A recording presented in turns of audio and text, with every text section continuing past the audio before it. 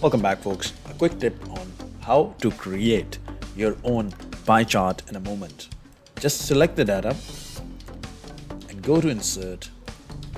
In Insert menu, you will find these pie charts. Just click on the pie chart. You have the pie chart here. Simple, isn't it?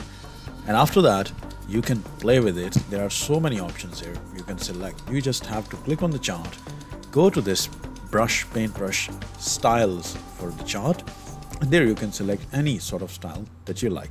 You can also go on the top, and from there you can find different options that may suit you.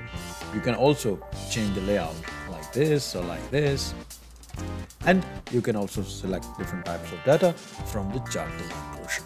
I hope you enjoyed it, fellas. Do share your comments in the comment section. I look forward to speak to you again. Till then, ta-da.